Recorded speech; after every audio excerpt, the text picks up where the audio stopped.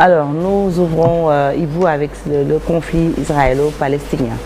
Exactement, l'armée israélienne qui resserre son étau sur les hôpitaux de Gaza et les communications sont à nouveau coupées. Les communications donc sont coupées totalement avec la bande de Gaza. De son côté, le Croissant Rouge palestinien rapporte une violente attaque israélienne et le siège de l'hôpital Ahli Arabe. Les équipes de secours seraient incapables de bouger et donc se rendre auprès des blessés, affirme l'organisation qui gère l'établissement. Le programme alimentaire mondial des Nations Unies donc alerte sur le risque immédiat de famine dans la bande de Gaza où nourriture et eau sont quasi inexistantes. Parlons de l'immigration clandestine. L'Italie qui est condamnée pour avoir maltraité des migrants soudanais. La Cour européenne des droits de l'homme a condamné hier l'Italie pour des conditions d'arrestation et de transfert de Soudanais qui avaient été laissés nus au milieu d'autres migrants.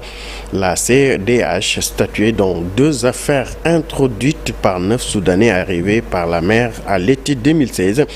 Concernant les greffes des 4 requérants de la première affaire, la Cour jugeait à l'unanimité qu'il y avait eu violation de l'article 3 de la Convention européenne des droits de l'homme. La Cour estime que les conditions de leur arrestation et leur transfert en autocar ont causé aux intéressés détresse et humiliation. Au Mexique, un photojournaliste tué à Ciudad Juárez, à la frontière avec les États-Unis.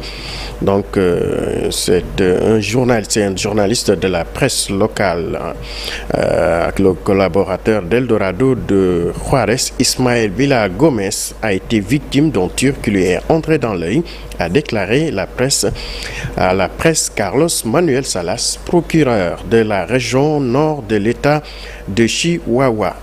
Au Nigeria, des affrontements entre police et chiites pro-nigériens et iraniens protestant contre l'incursion israélienne à Gaza ont fait un mort. Dans le nord du Nigeria, des centaines de membres du mouvement islamiste du Nigeria sont donc descendus dans les rues de la ville hier jeudi, portant des drapeaux et des mannequins représentant des enfants morts en signe de solidarité au peuple palestinien. Pour terminer, Sokhna Fati, une note de sport avec le Mali qui appelle à célébrer la reprise de Kidal lors de 2 matchs de football de l'équipe nationale.